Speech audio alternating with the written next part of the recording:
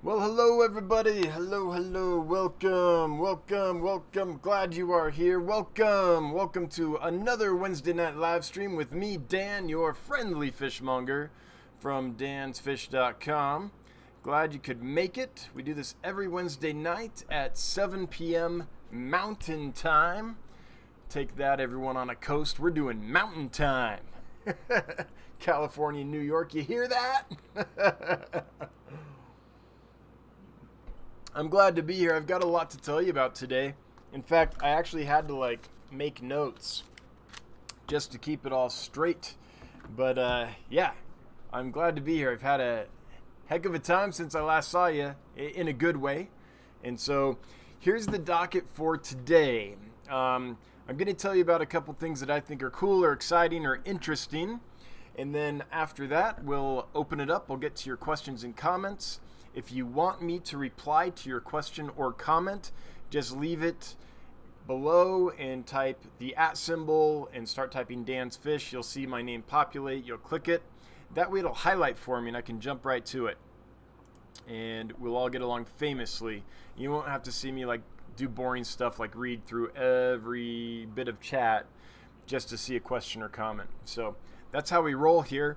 So I'm going to talk to you a little bit about my trip to Grand Rapids, Michigan, where I gave a talk on killifish at the Great Valley Aquarium Club. I was able to tour some amazing fish rooms, some really cool setups. I learned a ton on this trip from some of these, true expert hobbyists. It was great. I also was able to tour a couple fish stores, and I toured one which is the best fish store I've ever been to. I was blown away, so I'll tell you about that a little bit. I've got a video on that coming out. Then had some breeding going on, so I'll tell you about that, and a couple other things. That's kind of the docket. That's what's going on with me. So looks like tons of people have piled in. Glad you're here. Lumpy Dog, glad you could make it. Good to see you, Jeff. And Candy, glad you're here. Bob, thanks for being here. Those are my main mods. If we're lucky, we'll get to hear from 54 Punchy, but she's probably working, at least until the summertime. So probably not. It'd be good if we did, though. Okay, let's get right to it. The first thing is shipping was a little delayed because of my trip. I think you all know this if you bought from me because I tried to email everyone the new date. I usually ship on Mondays. All the fish this week went out yesterday, Tuesday. So you'll probably be getting your fish, if it was priority, tomorrow and the next day most likely is when they'll be coming in. And most people paid for priority postage. That's the most popular, cheapest form of postage. And I think everyone's going to get there okay. This is honestly the hardest time of year for me to ship fish. In the winter, it's cold, and I'm like, okay, throw a bunch of heat packs in there. In the summer, it's hot. Okay, don't put in heat packs. Sometimes put in ice packs, or cool packs anyway. This time of year, it's hard because it's almost warm enough to not put in a heat pack, but cool enough that it's right on the edge. If you put one in, they could overheat. If you don't put one in, they could get a little too cold. So I put in small heat packs this time, and I wrapped them a little more thickly in newspaper. And what that is going to do is going to slow down how much oxygen gets to the heat packs. So heat packs work by absorbing oxygen. There's a chemical reaction. Heat is released. And so if you wrap them in a little bit of newspaper, there's still enough oxygen transfer that the heat pack can get warm, but hopefully it doesn't get so hot. So I think everything's going to be good. It almost always is, but this is the time of year, and kind of its counterpoint during the fall when it starts cooling off, that I'm the most nervous about shipping, even more than the dead of winter, just because things are so variable and you're right on that edge of needing heat and not needing heat. And yeah, so I'm interested to see how it goes this week. Again, I'm sure it'll be fine, but I'm always a little nervous every time I send fish until I hear back that they're okay. I don't think that'll ever go away. But this time of year, even though it almost always goes okay, I'm still just any extra little risk factor just makes me so nervous. So I think this week was probably the last week that I'll use heat packs. Although I looked at the weather forecast and I might be down in the 30s again next week. So I might have to do it again next week if that holds true. But anyway, that was kind of the shipping fish adventure. Grand Rapids, Michigan was awesome. I want to thank the Great Valley Aquarium Club, Great Valley Aquarium Club, for having me out there. I had a blast. They could not have been better hosts. If anyone here has been invited by them to speak and you're on the fence, don't be. They're amazing people. They'll take care of you. Chris Carpenter, the vice president of the club, took all day off Saturday to drive me around, show me some cool fish rooms and stores and stuff. They fed me, they took care of me. It was a great experience. It was exhausting. There are no good flights out of Sheridan. Anytime I fly, it's a full day's travel. And often late at night, early mornings and all that. But it was exhausting, but even though I was super tired, I was also super happy to be there and excited and saw some cool stuff. So I got some videos coming out. I toured Chase Kleinstecker's fish room. Chase has won the Breeder of the Year award from the Federation of American Aquarium Societies. This guy is a true master breeder of fish, in not just because we call him that, but because a national organization called him that. Of all the fish that were bred the year he won, of all the breeders that they were aware of the year he won, he bred the most species of anyone. Hey, Kent's Fish, $4.99. I pause for super chats. I'm still small enough I can do that. Let's start the party right. Thanks again. I will catch you later. Gotta hit the bed. Thanks again. You are the best, Candy and Bob. Yes, $4.99 in honor of the mods. Thanks, Kent. Really appreciate it. Sweet dreams. And yeah, I hope you enjoyed the replay. But thanks so much for the super chat. Always appreciated. Never required, but it makes the wife super happy. Anyway, Chase spent a couple hours with me showing me all his stuff and telling me and explaining his setup and his process and how he breeds all these fish. And I can't wait to share it with you. He's in his 80s now, and everything he does is super simple. He's breeding all these amazing species, and his process is easy, and I'm excited to try a few of the things he talked about. So I'll be sharing that video with you as soon as I can edit it and get it going. Tomorrow, so I'm behind. I'm way behind from the trip. It put me like several days behind. So tomorrow the plan is to catch up on inventory. I'll list all the stuff I have for sale up on Get Gills that I haven't been able to put up there yet. Today I looked at all my inventory and kind of adjusted and made it more accurate, but I was only able to put a couple new species up today. I think I put up Uwaru and Black Tiger Darios, a new kind of Dario or mini Batis species from Myanmar, or however you say that, Burma. Fish Tank Barn, $5. Yesterdog Fund, thanks. Thanks, Mike. That's awesome. Yeah, so a couple weeks before I went on this trip, the Fish Tank Barn was like, you have to try Yesterdog. And when we were talking about our itinerary, the club was like, do you have any dietary restrictions? Are you okay for hot dogs? There's this great hot dog place we want to take you. And I was like, is it Yesterdog? And they're like, yes, it is. And I was like, yes, let's go. So thanks for that recommendation. So anyway, tomorrow I'm going to be finishing listing all the new stuff that's ready to go on the site. So if you're interested in some of that stuff that you saw during the fish room tour that isn't up yet, check it out. It'll be up on getgills.com tomorrow. At least that's my goal. It might not be that everything gets a nice picture or a video accompanying it or anything like that, because all that stuff takes a long time and I've been traveling, but it'll be up there. And then I'll gradually get the pictures and videos and stuff, all made. But, if you want to see the fish, you can see them in the fish room tour that came out last week, I think, or the week before. It's the same fish, so you can see what you're actually getting. Victoria Torres throwing down $1.99. Victoria, thank you so much. Thanks for that super chat. Always appreciated. Never required, but again, makes my wife Brenda super happy, and every little bit helps. So I appreciate that. Thanks so much, and also just generous and kind. So I appreciate it. Anyway, enough about that. So Chase Kleinstarter's video coming out as soon as I can edit it. I also toured Mike Monge's fish room. He's an expert on barbs. Sergeant Tinks did a interview with him. It's very informative. Oh, it's been months now, I think. But at least I think that's where I'm pretty sure that's where I saw it. Or was it on a podcast? I can't remember for sure. But if you search up, yeah, I'm pretty sure it's Sergeant Tank's channel. Anyway, I was able to visit his fish room and see all his amazing barbs in person, see his breeding setup. He sells the stuff at getgills.com. His store is called Extreme Aquatics. So if you are interested in any of Mike's stuff, he's listing it there.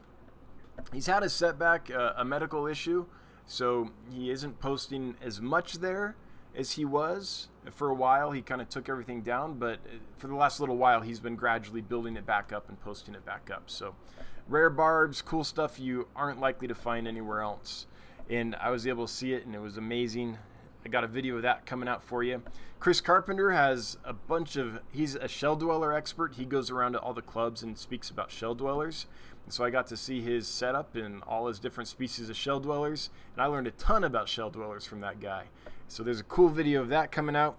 And then the best fish store I've ever seen, honestly. I didn't know I could be this impressed by a fish store. It's there in Grand Rapids, Michigan. It's called Watercolors. I want to share this with you. I'm so impressed with them. I did a tour of this, so you'll see a tour. And Jeff Rose Fish Keeping did a tour of their place as well. This is them, Watercolors Aquarium Gallery. If you're ever in Grand Rapids, Michigan, and you want to see a cool fish store, it's worth the trip. Not only did they have amazing fish that I've never seen in person before, you know, they had some bread and butter stuff too, but it's very rare for me to go into a fish store and find stuff that is new or exciting or that I would want to keep or breed or work with. Or if I do see it, it's one or two things.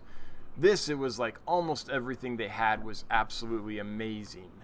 And they quarantine their stuff. Besides Aquarium Co-op, it's the only retail store I know of that puts their fish through quarantine. It's a minimum of 2 weeks for freshwater fish. It's a month for their saltwater stuff. And everything was in pretty darn good shape. I could tell these guys knew what they were doing. And gals, guys and gals, I could tell that they knew what they were doing. The English language is so hard. There's no good words sometimes. But yeah. Oh, hey, Bracken, thank you so much for $10. Throwing down $10. This is because I have to leave for dinner with the lady. Don't have too much fun without me. Well, now that you're gone, we're really going to crank it up a notch. Now that Bracken's gone, the party can begin. Enjoy your dinner, man. Hope you can catch the replay. So that I got videos of all those things, those fish rooms in that store that I'll be showing you guys. And I checked the footage today, and it looks like it's all going to be pretty much usable. I was worried because I don't control the lighting or sound in those places. I don't have a bunch of little lavalier clip-on mics or anything like that. So my equipment's, you know, I made the whole trip, packed everything in one backpack, right? I didn't even have a suitcase. Because, I don't know if I should tell you guys this story. Okay, I'll tell you the story. So, it's been a while since I've used a suitcase. And a couple months back, one of my cats was diagnosed with urinary crystals. It's very common in cats, and so they're on special diets now to prevent that. But it's very common in cats to get these. And one of the symptoms is that the crystals make them very uncomfortable, and they have to pee all the time. They'll pee in strange places. So that was happening for a couple days. Then we took the cat to the vet. It got figured out. Now everything's been fine for a long time. But I haven't traveled in a while. I went and grabbed the suitcase, opened it up to pack my clothes, and I was like, what is that smell? And I lifted up the suitcase and smelled it. At some point during the urinary tract infection, the cat had decided to pee in the suitcase. You know how sometimes they crawl in a suitcase? And I didn't know it until I grabbed it to pack. so I had to put everything in a backpack. That's how I made the trip. I guess I could have packed my clothes in that, but that would have been, wow, that would have been amazing for everyone that encountered me. They would not have forgotten me for sure, and they would never have invited me back either. It smelled bad. In fact, I'm probably gonna have to throw that suitcase away. Like, I'll try Nature's Miracle maybe, or some other concoction to get the smell out, but that suitcase is pretty much done.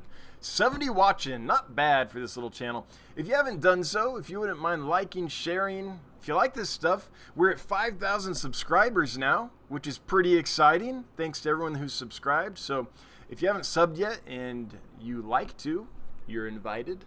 But all that stuff, we can get folks in here. We're at 71. We can do better than that. Although that's not bad. I ain't complaining. So anyway, where was I going with this before I got into the cat pee story? I forget. Ty Hunsicker. Hey Ty, thanks for the super chat. $5.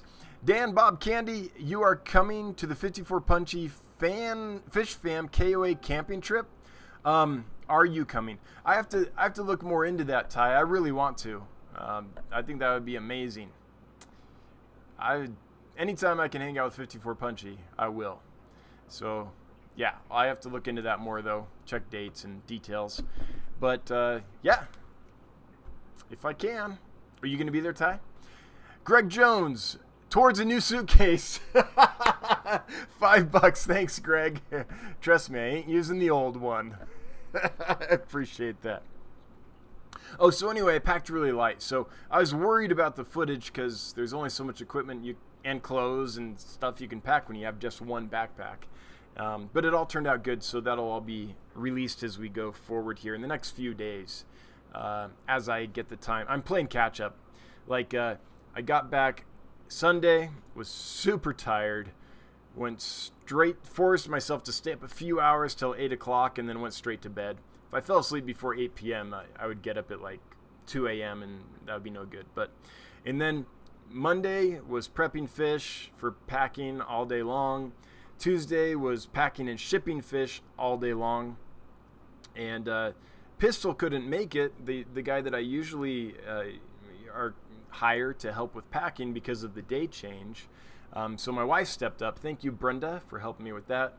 Then today has been kind of catch up, changing filters out, making sure everyone's fed and healthy, and cleaning some tanks and stuff. Just getting back in touch with the fish and making sure that everything's okay. Got a spawn of peacock gudgeons, so I've been taking care of those today and doing some video stuff. Yeah, so it's been crazy. And then on top of all that, we've been working super hard at Get Gills. Get Gills is blowing up. For those that don't know or haven't been in a while, I just want to show this off a bit because, hey, Maria Z, $1.99, anxiously awaiting my little Luminatus. Yeah, me too. I'm anxiously awaiting every fish I sent.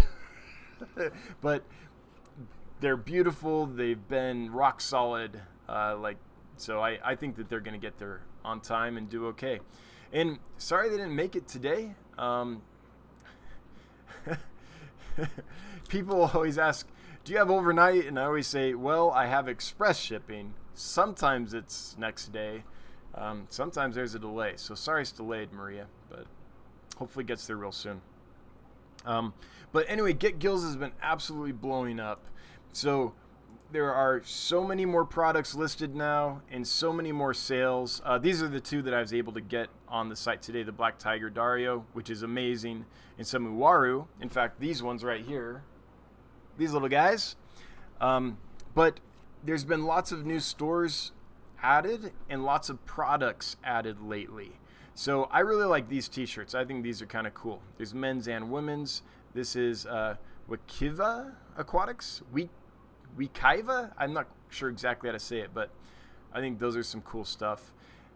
Really cool looking shirts. And then there's just been so many new products listed. It's blowing up, and I'm so happy because this is now Fisherman Liberty's posted a ton of stuff. Thanks. It's tons of stuff. So anyway, I'm real excited about that because That's now how I make my living. So it's cool to see it kind of blowing up and taking off. And by the way, Jonathan and I have been, while all this is going on, is still working on the website as well. And Jonathan tells me that this is hopeful, this is wishful thinking, but he's super close to the major shipping update that we've been working on for a few months now. It's a big one. He thinks he might even have it done tonight. He's really close. Now, that being said, every time you think it's going to be like, 2 more hours, we're done, you can hit a glitch or hit a complication, have to figure your way through that or whatever. So I don't know if it'll be tonight or not, but either way, it's super close. And finally, the whole shipping process is going to be intuitive, more intuitive, as intuitive as we can make it, and as complex as people want it. So I'm really excited. When that's done, that's the last major kind of background, hard coding, structural database type update that we think we have to make for quite a while, for the foreseeable future. Once that's done, we'll be able to put all the nice bells and whistles on that people want, like being able to leave a note for the seller if you're buying a fish, or all those little things that people want. Those are pretty simple. We've been focusing on the big hard stuff, and we're real close, so I'm excited about that. It's been a long time coming. And I think once that update is out and the instructional videos that accompany it are made and everything, I think it'll really blow up even more then, because I think what happens now is people create a store and it can do everything you want it to do, but it's a little complex, and I think that complexity sometimes makes people go like, oh man. Not everyone, but a small percentage, I'm sure, start and then are like, oh, that's kind of complex. So this adjustment should make it even easier and better. So I'm excited about that. So that's kind of the update from me. That's what's been going on here at dansfish.com. And HC Aqua made it. Hey, great to see you. So glad he made it in. And Dan Slee, and I'm seeing lots of people. I better stop saying people's names, or I'll offend people by not saying their name. But HC, it's been a long time. Glad you could make it. Glad you could make it live. Anyway, that's what's going on with me. Last thing is, let me show you what I have coming in Friday. I was able to find some pretty neat little fish. These are some licorice gouramis that I'll be getting in, and some more samurai gouramis, because I'm almost out and they happen to be available again, which never happens, so I'm definitely getting more of them. And they do look, guys, when they're colored up, they do look every bit as good as these. Those females are amazing. This is a cool shot, the male holding the eggs. So the male is kind of a brown fish, some nice patterns and things on them though. It's the female in this species that gets all the color and induces breeding and all that, and then the male takes care of the eggs. So it's different than most anabantoids. Or I'm sorry, than most gouramis anyway, mouth brooding gouramis. Then I'm getting some more peacock gudgeons just because I'm just about out. I think I'm down to like maybe 2. So gotta have those. I've got a much larger order with another company that I'm getting together for Monday. That'll be an import, not a wholesaler kind of thing, but a large import, and using a transshipper to do that. There's a couple neat species that I've been wanting to get for a long time that are on the list, so I'm gonna do it. But I'm still working that out, so I can't share with you all of that yet. But some exciting stuff should happen next week if it all goes as planned. Okay, that's enough about me and what's going on here. Let's talk about you. So I'm going to start looking through the chat. I'm going to go to the top of the chat. I'm going to look for things that are highlighted for me. So the @DansFish thing, where it turns orange on my side and I can see it easily. And I'll respond to those. If you are posting a question or a comment and I'm not responding to it, like I've skipped over it, I promise that's accidental. It might not be highlighting for me or something. If that happens a couple times, like if you posted a couple times and I skip right by it, that means I'm not seeing it. So in that case, would you call a mod's attention to that? And they know how to like make things flash in front of my eyes so I actually see them. 81 watching. Hey everybody, welcome. It's been an exciting week here at Dan's Fish. Okay, so the first one, the fish tank barn at Dan's Fish. You missed the most insane store of them all in Lansing. Well, I'll just have to go back. So fish tank barn, you'll have to have me up to the Motor City Aquarium Club or Aquarium Society or whatever it's called, up to your neck of the woods, and then we can go. Yeah, let's do it, man. That's the excuse I need to get back there. That and a talk. And I've got 5 or 6 different talks I can give, so it's not just killifish. I can talk about several things. Ken's Fish. Sorry being out of town. Work not able to ship yet. Oh yeah, no worries, Kent. I know what it is to be busy. Like busy, I understand, so I get it. Kayla's Aquatics. I know I had to ship 4 cichlids to Texas and had to really labor over how I used 1 heat pack, but no styro, just paper. Yeah, because you're far enough south that I think that, yeah, I see what you're saying. You're like, if I put a heat pack in but no styro, maybe the temperature will be right. Yeah, it's a tricky time of year to ship fish for sure. Heat pack could overheat them, not a heat pack could chill them. So Bob's like, well, I'll do a heat pack, but no styro. Cool. Let me know how it goes, Bob. I hope it's all successful and everything arrives alive and intact. Petsotics, hey, good to hear from you. Good to hear from you, Petsotics. Been a little while. Petsotics, if you haven't checked out Get Gills for a while, Petsotics has a store at Get Gills. Check it out. It's blowing up. Like, there's a lot going on there now. GetGills.com for anyone that wants to buy fish or fish-related stuff or sell fish and fish-related stuff. FishTube. What does it mean to be a master breeder? Well, sometimes we just throw the term around and someone's like, I like how you breed fish. I'm going to call you a master breeder, and the term sticks. In this case, this was an award from the Federation of Aquarium Societies, which basically, I think it's like a BAP type program that was done nationally. And the year Chase Kleinstecker won, he bred more species than anybody else, bred and raised, and he's up to 570 species that he's bred and raised. And this guy's done a lot of fish for a long time, but it depends. Different organizations have different definitions. Sometimes it's not even an organization, it's just a term that's used and it sticks. But in this case, it's like a BAP, Breeders Award Program thing. You turn in each species you breed for that year, and then they determine the points and all that. Yeah. So there's some formal master breeders and some informal master breeders. It's like terms like the shrimp king. Like, what's a shrimp king? Well, it's a term that sticks. That's what it is. Wonder what my term that will be that sticks. I guess it's fishmonger. I guess that's sticking. I almost named all my stuff the Bald Fish Dude, but I didn't. I thought that would be fun, but I thought some people might be turned off by that as being unprofessional. Bald Fish Dude. Baldy. That's a term that sticks to me a lot. Maria Z. No worries. I didn't think they would be here before tomorrow, and the way you pack them, I'm sure they'll be fine. Yeah, I'm sure they will too. I'm still nervous, but I'm nervous every week. That's the bad part of it. There's some jobs you can go to and do, and it's like you go, you leave, you're done.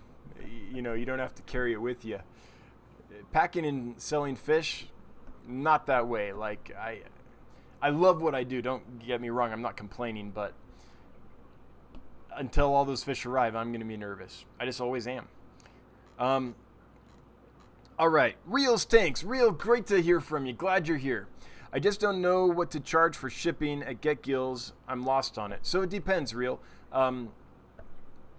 So there's the easiest thing to do probably to start is to just use flat rate packaging, because it's a flat rate, so you know what it's going to cost you to ship.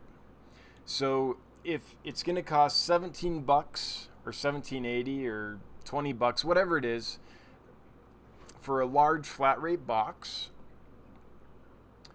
then, and you know that the heat pack costs you $3 and the styrofoam liner costs you $3 and the bags cost you, I don't know, 50 cents each and all that, then you can kind of calculate what it actually costs to ship a box, because the postage is a set rate and your other costs you can calculate.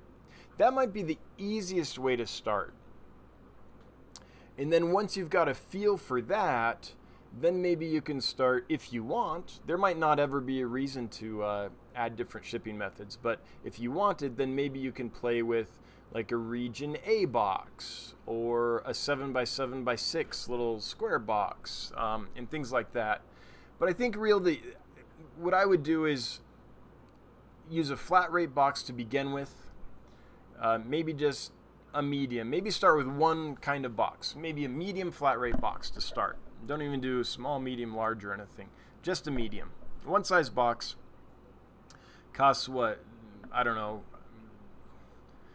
Depends on how you ship it, but let's say it costs you $14 to ship that roughly. Okay?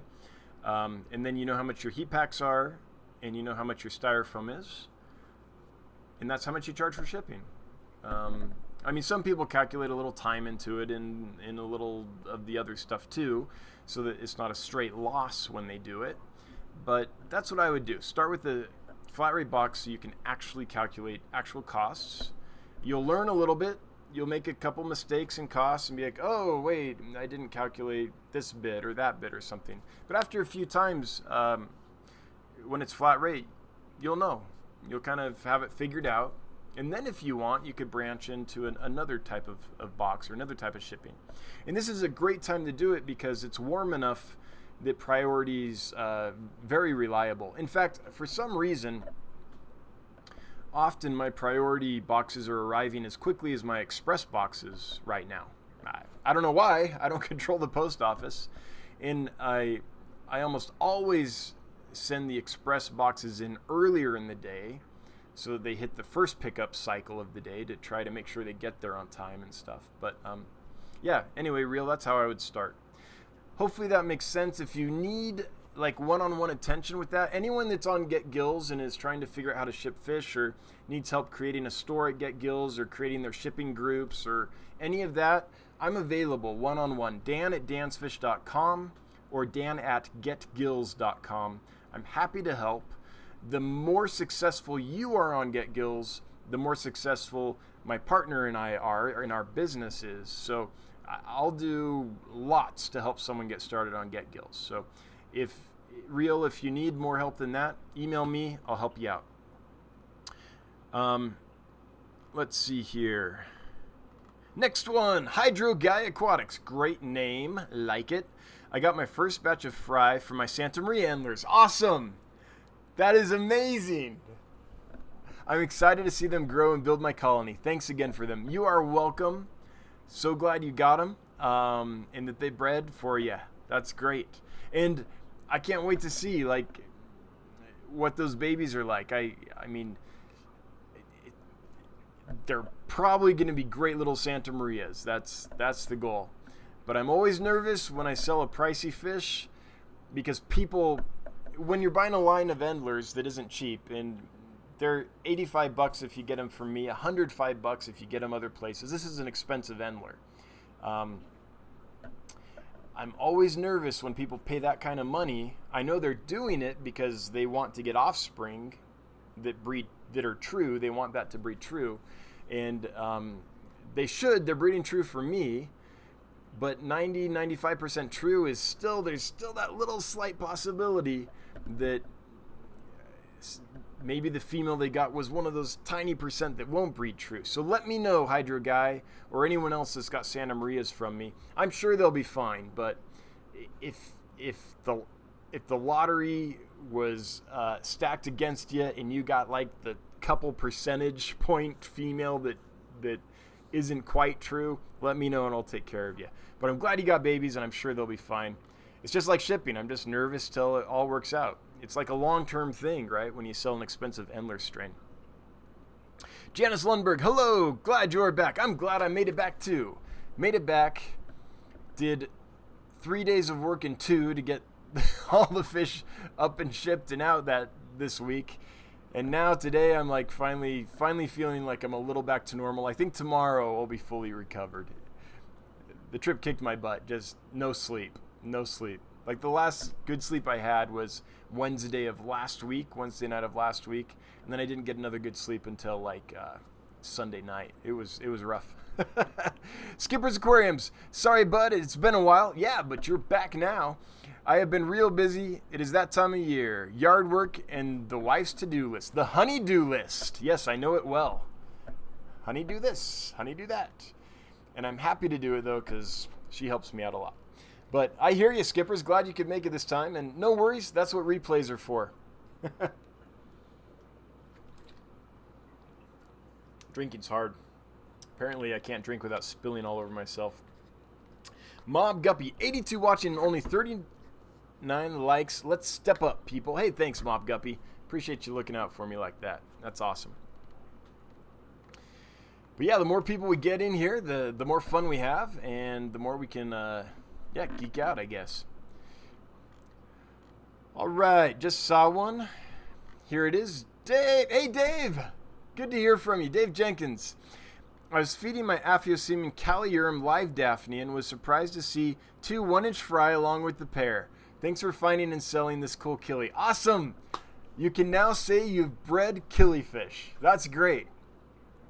So people ask me all the time, how do you breed killifish? And there's lots of ways, but the way Dave is doing it is the easiest. Put them in a well-established tank, hopefully like half of it choked with plants. And feed them. And if you can, occasionally feed like a little brine shrimp or crushed up flake or Daphnia or whatever, small stuff for the fry. And eventually you'll get a colony going in there. So that's awesome, Dave. I'm glad to hear that. And they're 1-inch fries, so they're good size at this time. That's great. They've grown up for you. All right, Bathyphila, if you could only have characins or cyprinids, but not both, which would you choose? Oh my gosh, really? Oh. And I can't do my usual thing and be like, killifish. They're both so amazing. So characins are your tetras and closely related. Cyprinids are like your barbs and your rasboras and your danios. But also, someone correct me if I'm wrong. Is Michael Wilson here? But I'm pretty sure cyprinids are also like the native shiners and stuff in our backyard here in the United States. And all those kind of cool fish like bitterlines and lots of fish besides just like, the barbs and danios and rasboras. Oh, geez. Okay. I don't know. I think I'm going to go for characins simply because that family is so diverse. I love splash tetras. I couldn't imagine a world without splash tetras. And probably because I just listened to the talk given by Regina that L.R. Brett's put out on his channel on breeding tetras. So it's kind of in my mind right now. And I just toured Chase's fish room. And he's breeding all kinds of tetras, although he's breeding characins too and other stuff. Yeah, I'm going to go with characins. The other reason is they're so important to our industry. Like, imagine a fish store without tetras. Like, I don't like it, but I can imagine a fish store without barbs. But without tetras, that's hard. I'm going to go with characins just because there's no good option you gave me. So that's what I'm going with. mainly because I just listened to Regina's talk about breeding them, so I'm excited about them and they're in my mind. Reels tanks, I got size 4 box. Okay, I don't remember which one is size 4. Hang on, let me look real quick. Size 4 priority shipping box. Which one is that? Is that the medium? 7 by 7 by 6. Okay, yeah. So that one's good. I use that all the time.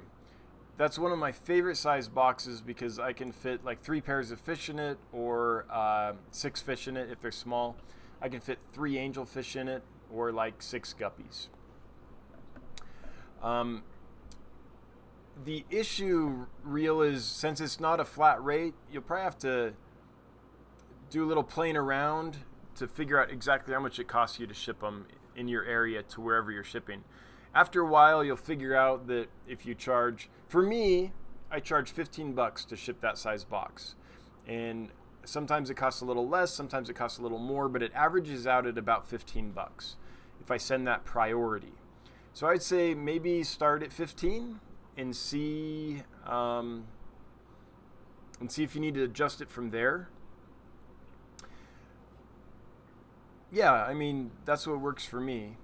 When I send that box express, I send it for $39, and I often lose money. All my express boxes I often lose money on. But I think if you send that priority, Reel, I'd start at 15 and see what happens. See if you need to adjust from there. Candy Overhauls, posting my email there for anyone that wants to get a hold of me, dan@getgills.com or dan@dansfish.com. Honestly, if you're trying to get a store up and running and sell stuff or buy stuff at Get Gills, I'll do one-on-one with you. I'll video chat with you or whatever I have to do to help you out. Killers Aquatics at Dansfish, see Shelby Ray's comment above. All right, thanks for letting me know, and I will scroll up and find it. Shelby Ray Lane, why are they so expensive, Dan? Are they really rare? Well, okay, what are we talking about, Shelby Ray? Shelby, could you let me know which... I'm scrolling up to see if I missed something.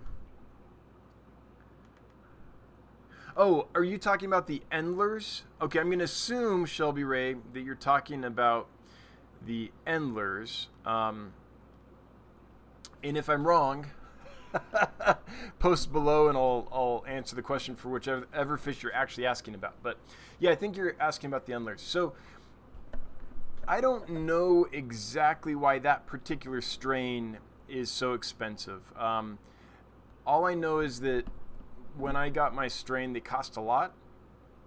And the only competitor that I know of that sells them for $105 a pair. I assume that it's like anything else in this world, that it's supply and demand. I don't think there's very many Santa Maria Endlers available, or kind of quality Santa Maria Endlers available. I've worked really hard. It took me almost a year and a half to get my strain to the point where I was confident that I could sell them, and the person would get a quality fish that would give them quality offspring. So it's not just about creating a fish which looks good, but a fish that the person that buys them can breed and get good results from as well. That takes a lot of work. So if you figure in almost a year and a half of labor, plus the expense of getting the fish in the first place, that kind of sets the price. And I just think that they are super rare. I don't think there's that many around. And in my opinion, the reason I chose to work with this Endler as opposed to any other Endler or guppy is because I think they're absolutely stunning. For those that don't know what a Santa Maria Endler is, let me just show you real quick.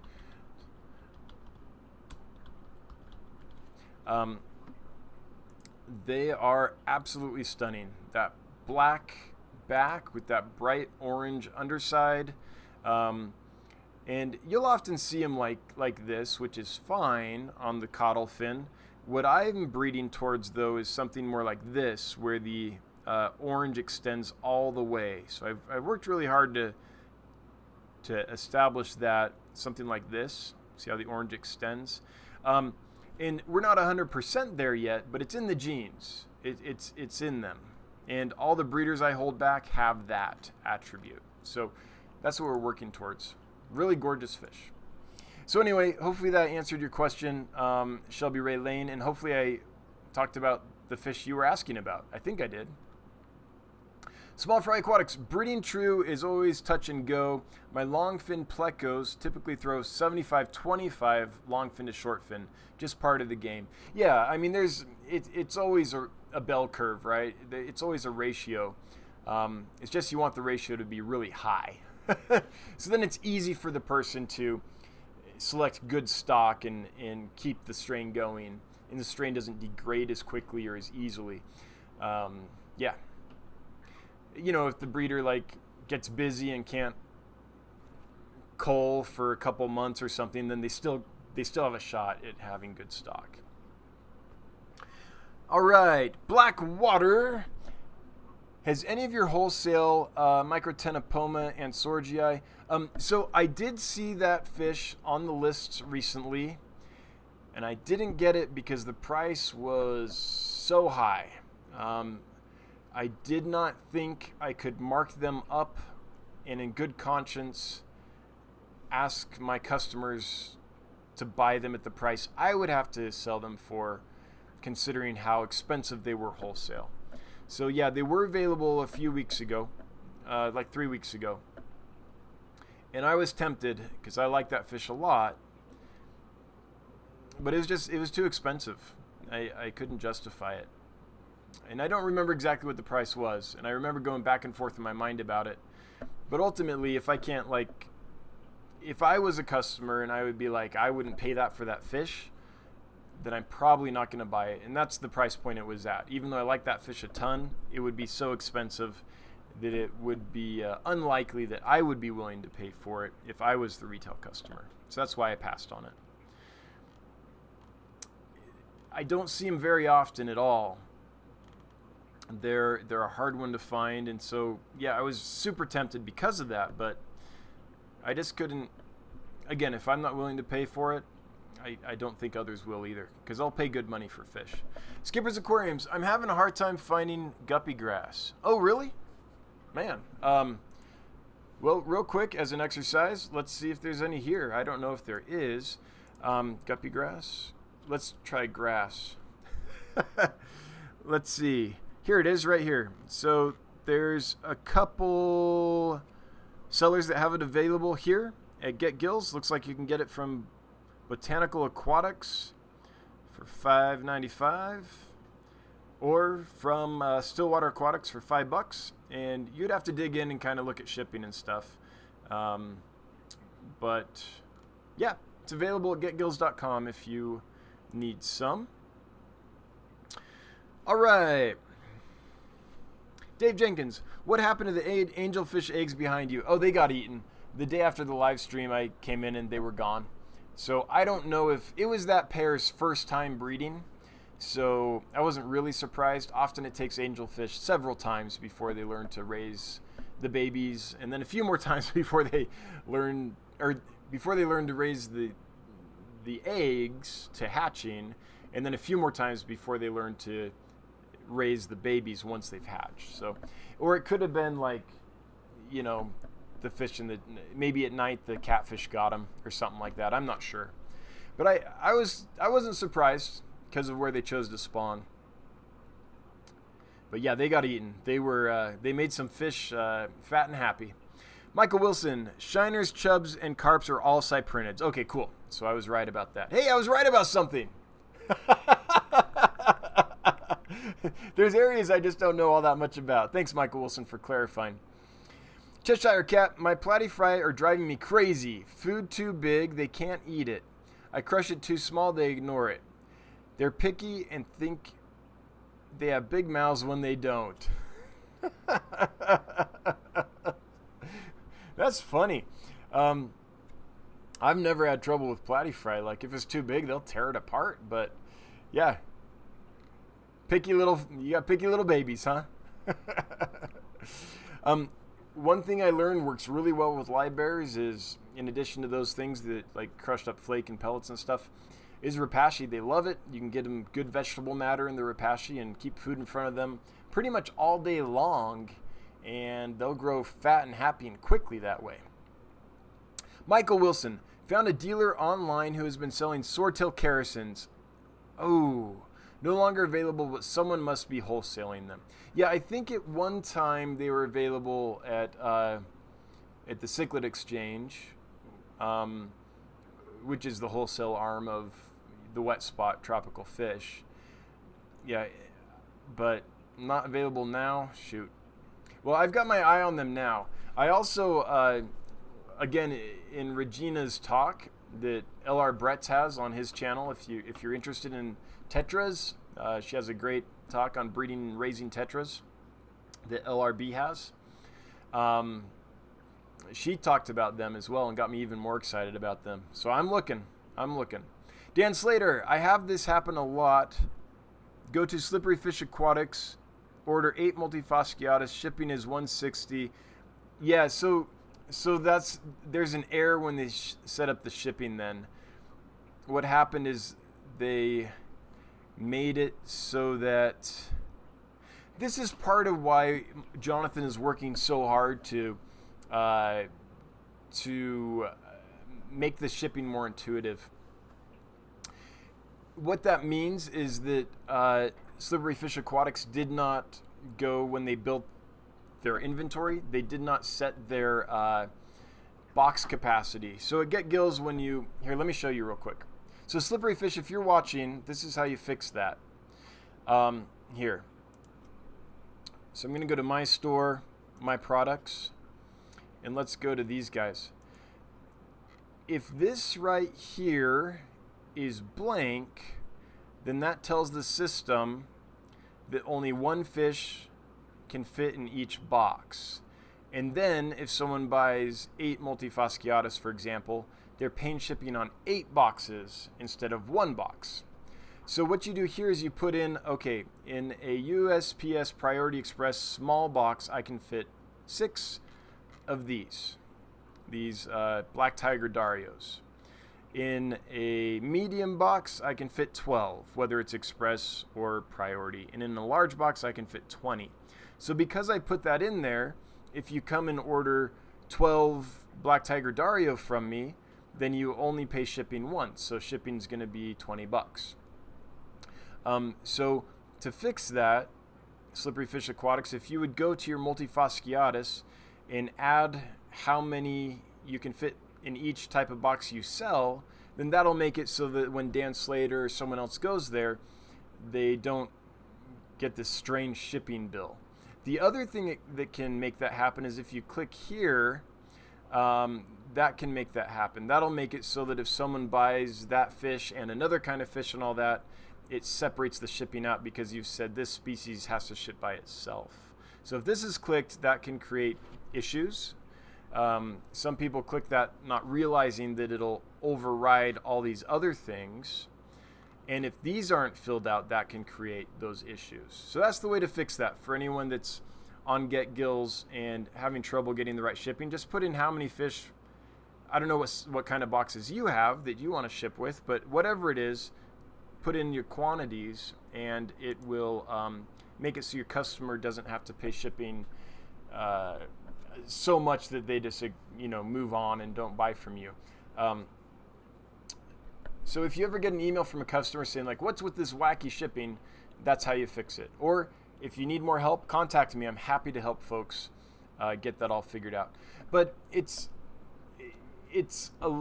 just a little counterintuitive now how it's set up. So there's a few stores that don't have shipping set up right, or maybe Slippery Fish knows how to do it and just, I've done this before where I'm adding lots of items and I just forget on an item to set up the box quantity or box capacity. So that tells the system how many fish you can fit in a box. So if someone buys a bunch of fish, it kind of can pack the box as efficiently as possible for them. And yeah, it's a cool function. It's just one that we need to make a little more intuitive, and that's why Jonathan's working hard on that. All right, 72 watching. All right, not bad for us. Hydro Guy Aquatics, what are your thoughts on king koi guppies? The ones with the lumpy heads, can't decide if I like them or not. So let's look at this. king koi guppies for everyone. King koi guppy. All right. So we've got like an Aranda type thing. I know, to each their own. And I have to confess, I've never seen this fish in person. Personally, I'm not into it. It doesn't mean that you shouldn't be, but often until I see a fish in person, I don't really know if it affects that fish negatively or not. I can't like observe its behavior and its swimming and all that. So I'm kind of on the fence until I see a fish in person. That's a new fish or new mutation. What concerns me though is this. Do you see how it's got its like Aranda head type thing going on here? But it's also, it looks to me like got the same kind of thing going on back here, and you don't want that. I've seen in plenty of live bearers where this area starts getting these kinds of like, I don't know what you call them, bumps in them and stuff. And in my experience, it's never been a good sign, and those fish have not done well long term. I don't know if that's the case with this fish, but just since I've had a negative experience with that, and this to me looks very similar, then my mind is automatically thinking, oh, that's a problem. Now, maybe it's not. Maybe that's a totally different thing that's causing that and doesn't harm the fish at all. I'm not sure. But whenever there's a new mutation, it takes me a little while to get on board. And usually what has to happen is I have to see it in person before I can be like, oh, that fish is doing great. Like, that's fine. I kind of draw the line when I feel like the quality of life of the fish is hampered by the mutation. Yeah. And I don't know if it is or not, Hydra Guy, with that fish. Anyone here keeping those? Are you like, hey, they're rock solid, they're happy, they're awesome? Let us know, because that'll help people know if they want to try them or not. I mean, they look it's definitely an interesting look. And I don't have a problem with mutations. I like wild fish that breed true and don't have mutations and generation after generation look like the real thing. And I also like mutations. I like cauliflower hyphen red-eyed red swordtails. I like Santa Maria endlers. So I'm not anti-mutation by any means. I just don't want it to negatively impact the fish's quality of life. And just from what I saw of that, it reminds me of other fish where that's happened. So yeah. Lumpy Dog, how did you find vertically challenged hatchet fish? I would market them accordingly. That's right. Mid-water species hatchet fish. If you guys have noticed, these are the weirdest fish in the world. Usually hatchet fish are like glued to the surface. These aren't. They go all over the tank until I do this, and then they're like, feed me, and they go right up to the surface, right? They're not shy at all. And by the way, they ship really well. I shipped out 20 of them last week, and they all arrived alive, no problems. So they're rock solid, these guys. And hatchet fish, until they can be tough to acclimate. They can be a little shaky at first. So yeah, I don't know, Lumpy Dog, why they're doing that. I like to think it's because there's floating plants and other stuff in there, and so they're so comfortable that they don't have to hug the surface, where if a predator came, they could fly away, basically, because they're freshwater flying fish. For those that didn't know, hatchet fish, that's what they're famous for. They're a freshwater flying fish. So they have elongated pectoral fins, and when they're in danger, they, just like a saltwater flying fish, they jump out of the water, spread those, and glide. Maybe not as far as a saltwater freshwater fish, but that's their defense mechanism. So the fact that they aren't glued to the surface, Lumpy Dog, makes me hope that they're so comfortable that they don't mind going elsewhere in the tank. But yeah, it's kind of interesting. I've never seen that behavior in hatchet fish before either. Mine are just weird. Rena Mar, I can tell you from experience that Dan at... There we go. Hang on. It cut off. Let's finish the thought. That Dan at Stillwater Aquatics sends generous amounts of guppy grass, and the shipping is not insane. He is awesome with communication as well. Good to know. So Rena Mar had a good experience with Dan at Stillwater Aquatics, the Stillwater Aquatic store at getgills.com. Rena, thanks for chiming in and letting us know that. That's awesome. So if you were looking at guppy grass, Rena did that and had a good experience. All right, Candy posted my email. Thanks, Bob Kaler, Lumpin. I was trying to talk while I was reading Lumpy Dog. Jeez.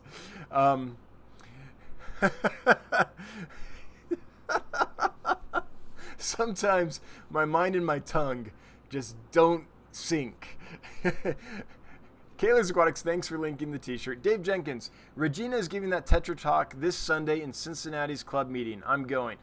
Yeah, go. She's a font of information about it. So, guys, if you're interested in learning more about tetras and breeding and raising them, and you're in the Cincinnati area, go to that club meeting Sunday. It'll be worth it. She gives a good talk.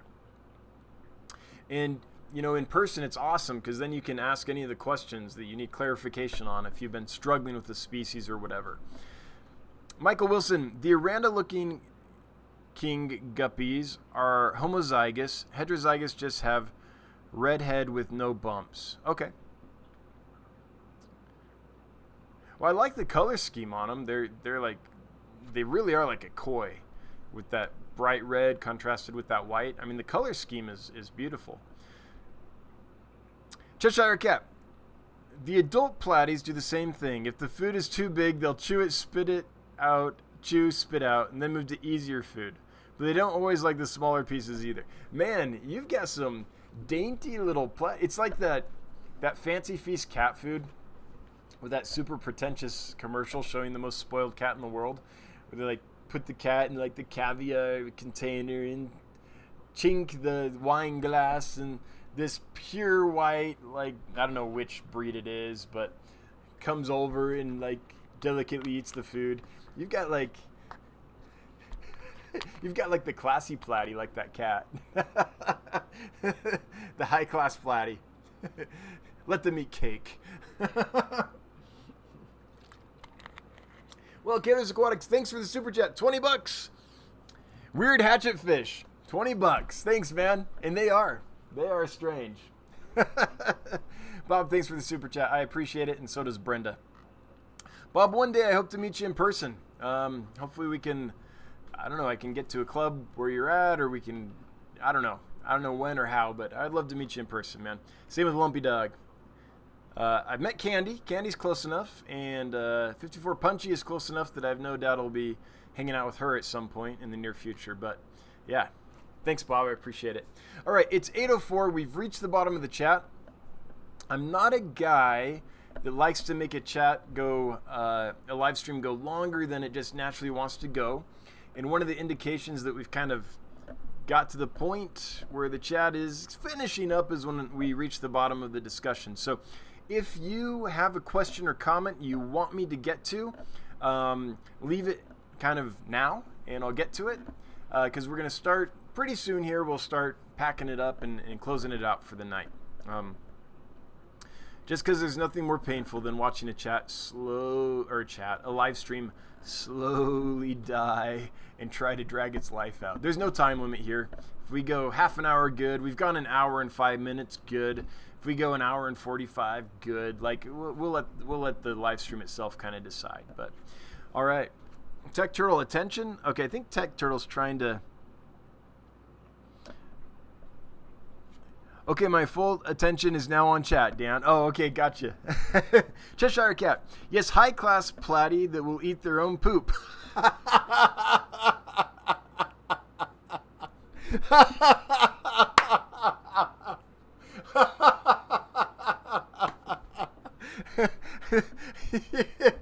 That's when you know you need to take that platy home to mama. I've seen a couple do it a few times with the same piece before realizing it's not food, not the brightest fish. You know, it makes it a little bit difficult to pack them. And there's like live bears or guppies, swordtails, platies, mollies, all that are a little difficult to pack, as are other fish that'll do that. Some of the barbs and things like that, or anything that just grazes on biofilm and stuff, because even if you withhold the food, they still find something to eat. Like, you can withhold food from live bears, they'll just eat their own poop, and you've still got the issue. So So that's why, just real quick for those that might not know, it takes some real time to get fish ready to ship. So what I do personally to make sure there's no poop in the bag, or as little poop in the bag when you ship a fish as possible, because poop equals ammonia and you don't want that, is I feed Friday morning, then Saturday I catch all the fish and I put them in a bag, in their shipping bag, but I don't seal it because often putting them in that bag will induce them to defecate, or in the bag I know there's really nothing to eat except maybe a little poop if they choose to. So anyway, I put them in the bag on Saturday. Then Sunday, we change the water in the bag. So any fish that defecated goes back in clean water. We change it on all the fish just to kind of start from nice fresh water. Seal them up. And then on Monday, we send them out. So that's it takes really a couple days. It's almost a 3-day process to kind of get their digestive tract cleared enough for shipping. Greg Jones, are you going to Aquashella or Aquatic Experience? I'm not. I would like to, just because I want to meet y'all, but I'm doing this for a living now, and so far the amount of income versus expense isn't getting to the point where I can pay for a trip like that, honestly, or take the work off. Like, I was able to go speak at the Aquarium Club because Aquarium Clubs pay for my travel and hotel and stuff. I'm not out of pocket on that. But even then, I lose work. Like, I'm behind on listing inventory. There was stuff on Get Gills I need to do that I didn't get to. So it's a little tough. And when you add the expensive travel on top of it, my business just isn't built to the point where I can do that yet. Right now, everything that comes in gets wrapped back into the business to try to help it expand and grow and things like that. So I just don't have the cash, honestly, to do that. I would like to, though. The other thing is I'm not really excited about the Aquatic Experience. The only reason I would want to go is to meet you guys. But an event that is centered around like new products, like companies trying to promote their products and explain their products and stuff like that, that doesn't really excite me. I'm not a guy that gets super excited about the latest aquarium light or the latest change to a canister filter or something. I mean, all these tanks are like, I've got a box filter and a sponge filter and a cheap like work light on top. That's as high tech as I'm interested in, honestly. I mean, this tank has a canister filter on it, I guess. But yeah, so all that kind of industry stuff doesn't interest me much. What really interests me are talks about collecting fish and breeding fish and like about the fish and plants and stuff and all that, keeping fish more than the latest gadgets. So an industry type conference doesn't interest me nearly as much as a hobbyist convention like the ACA, the American Cichlid Association, or the AKA, the American Killifish Association, or Livebearer Association, or the International Betta Congress, stuff like that, where you get other hobbyists and breeders and collectors and stuff talking about the fish as opposed to products that the really bottom line is they're trying to promote and sell. So Aquashella, I am a performing artist. Like up until now, that's how I've made my living. So I am interested in that just because I like art a lot. But I don't have the spare change right now to do that. Joshua at Dance Fish. Do you ever stock Celestial Pearl Danio or Emerald Dwarf Rasboras? So I might get some CPDs again. Right now I do have some Emerald Dwarf Rasboras, but I'm not, they probably won't be listed for another week or two, mainly because they're in with the Rosy Loaches and the Black Tiger Darios. And as soon as I put them in the tank, they like disappeared into the plants, and I just haven't seen them since. So I need to like move the plants, like move out the Java moss and stuff and make sure they're in good shape before I list them. I might get Celestial Pearl Danios again. The trouble I've had with them is that sometimes you'll get a male that's really aggressive and does a number on the other fish. And B, they're beautiful fish, but honestly, you rarely see them. They like to hide a lot. So that being said, I do want to try something. I did go to a fish store or a fish room, I can't remember, when I was in Grand Rapids this last week. And they had a bunch of celestial pearl danios that were out and about and not shy. And I'm not sure why that happened, except for they had a couple other little fish species in there too, like little tetras and stuff. So I'm wondering if a fish like that, like a little dither fish, might help them come out. So that's something I want to try, so I might get them in again. The other thing with those fish is it can be really difficult to get them to eat flakes and pellets in my experience. You kind of have to feed live and frozen, and sometimes it takes a while to get them onto frozen. So with all that being said, there's so many other species I'm interested in that I've got the other species instead. But they are on the list. They're in the back of my mind. Every time I see them, I pause a little bit and think, should I do this? And then I don't. But one day maybe I will. Tech Turtle, throwing down a buck. Hey, thanks Tech Turtle. Appreciate it. Always appreciated. Never required, but always appreciated. Skipper's Aquariums, I will talk to you later on, bud. Good night. All right, sounds good. Hydro Guy Aquatics, I'm going to get some see-through guppies. Okay, cool. I think it will be cool to see the fry develop inside the females. Yeah, I think those are pretty cool too. The glass guppies or whatever they call them. Real Stinks. Got my first blue-eyed lemon pleco fry. Awesome.